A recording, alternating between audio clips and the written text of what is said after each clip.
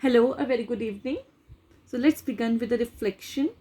In the yesterday class, we have done with the rules how to obtain images by the concave mirror.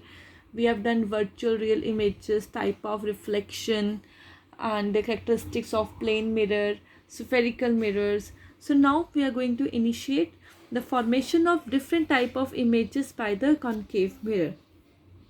As I have already told you that the concave mirror is called as a convergent mirror. It means जो images होंगी reflect होने के बाद वो एक point पे आके converge होती हैं and that point is known as the focus point.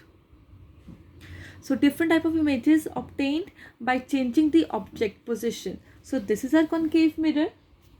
Okay, outer side is highly polished and reflection will take place from the inner hollow, and the center is known as a pole, focus and curvature. Okay, so हमारा first rule होएगा कि जब हमारा object है the object position is at between focus and pole. Okay, तो object हमारा focus और pole के बीच में है. So this is our object. Now how the reflection would begin. Just see here. जब इंसिडेंट लाइट यहाँ से स्ट्राइक हुई,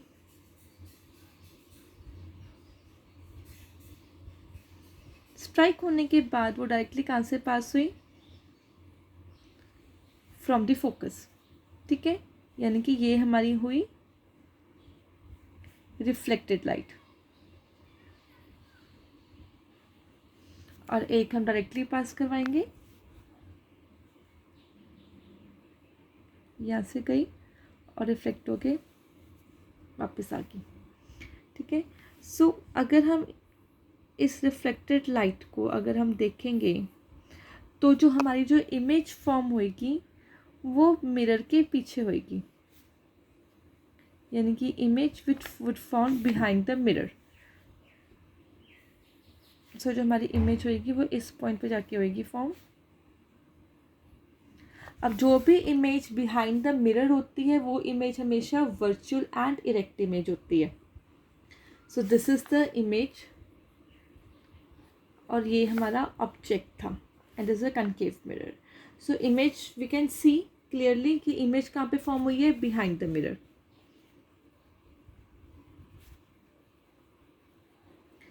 ऑब्वियसली अगर बिहाइंड द मिरर है तो वर्चुअल इरेक्ट इमेज होएगी. अगर इमेज हमारी फ्रंट पे होती तब होती रियल इमेज, लेकिन ये पीछे हुई है तब हमेशा वो कौन सी इमेज होएगी? Virtual and erect.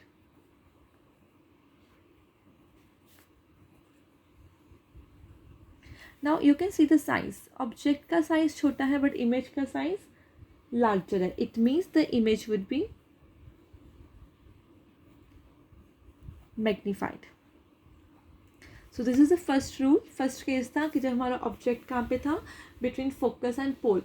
Do remember कि whenever the object is place between focus and pole, तब इस केस में जो इमेज बनेगी वो हमेशा वर्चुअल बनेगी. सिर्फ एक ही ऐसा केस है कॉन्केव मिरर का जिसमें हमारी इमेज वर्चुअल बनती है. कब बनेगी? जब हमारा ऑब्जेक्ट फोकस और पोल के बिटवीन होगा. अब बाकी की जो 5 केसेस है उसमें हमारी इमेज बनेगी real and inverted. Let's move to the second case. Second case में हमारा ऑब्जेक्ट है फोकस के ऊपर.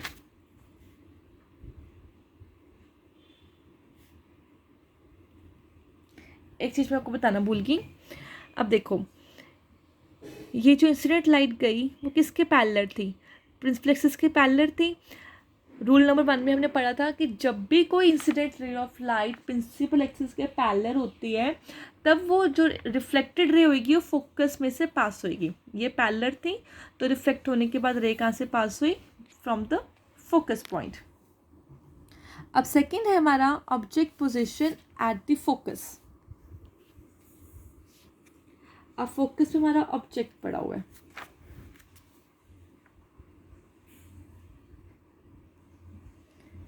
इंसिडेंट लाइट स्ट्राइक होगी, पैरेलल है.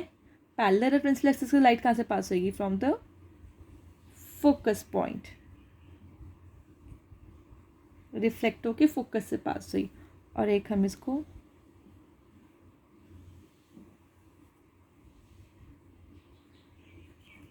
ठीक ठीक है।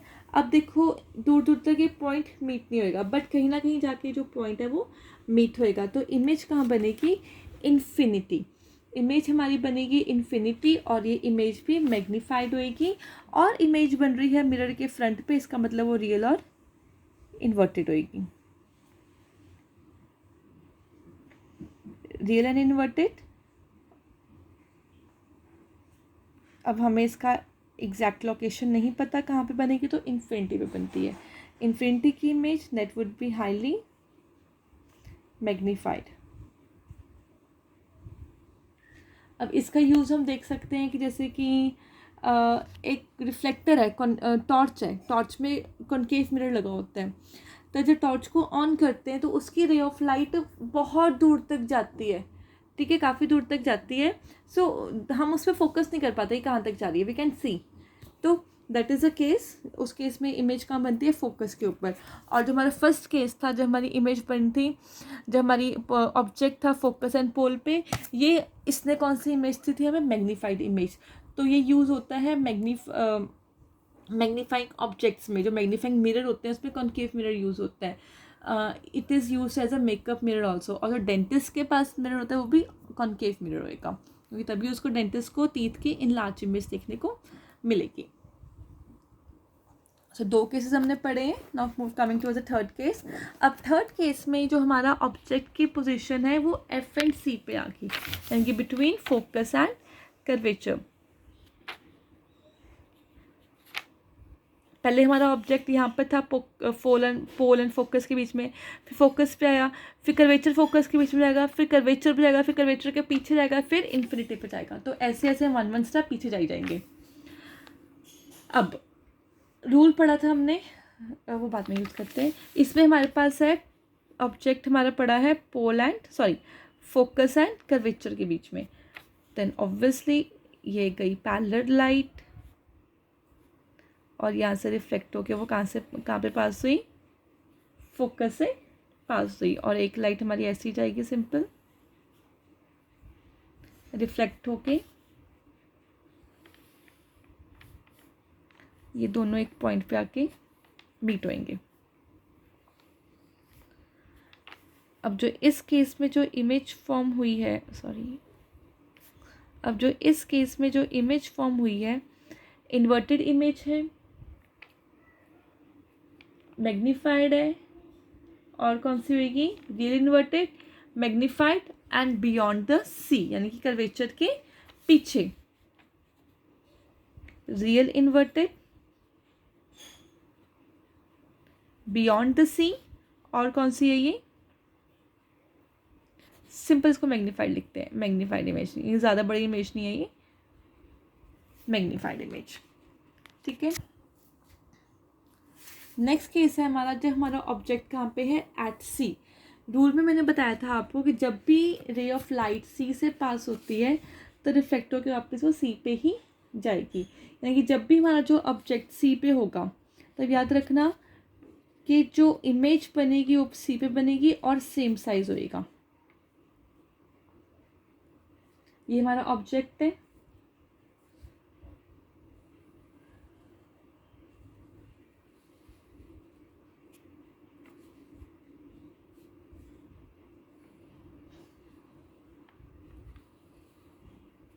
यहाँ पे मीट होएगा तो यहाँ पे हमारी इमेज बनेगी, ठीक है। ऐसा रे ऑफ लाइट गई, रिफ्लेक्ट हुई, यहाँ से गई, रिफ्लेक्ट हुई।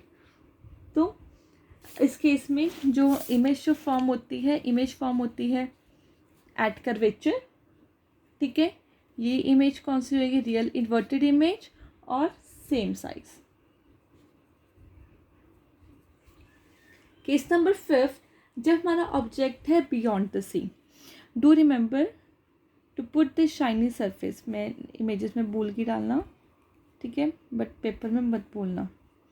पोल, फोकस, कर्वेचर। ऑब्जेक्ट कहाँ पे है? बियॉन्ड सी, यानी कि सी के पीछे समवेयर, यहाँ पे लगा लेते हैं। ये हमारा ऑब्जेक्ट है। अब ये पैरेलल है प्रिंसिपल एक्सिस के, तो कहाँ से पास होएगी? फोकस में से पास होएगी,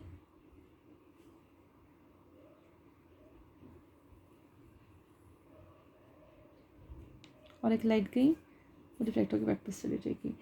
तो इस केस में जो इमेज बन रही है वो कहाँ पे बन रही है, सी और एफ के बीच में।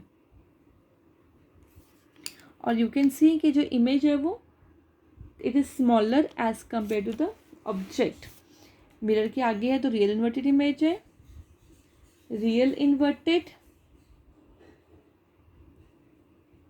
Smaller than the object. और कौन सी इमेज है ये, between focus and curvature.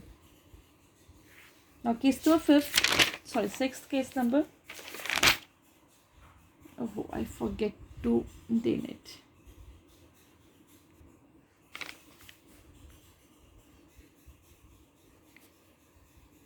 Object की जो पोजीशन है वो कहाँ पे है, इन्फिनिटी पे।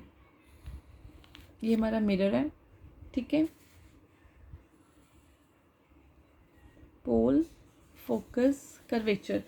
वी डोंट नो ऑब्जेक्ट कहाँ पे है, तो ऑब्जेक्ट को हम लेके चलेंगे इन्फिनिटी पे, हैं कि यहाँ पे सपोज करो यहाँ से हमारा ऑब्जेक्ट आ रहा है, ये दो रेस आई हैं,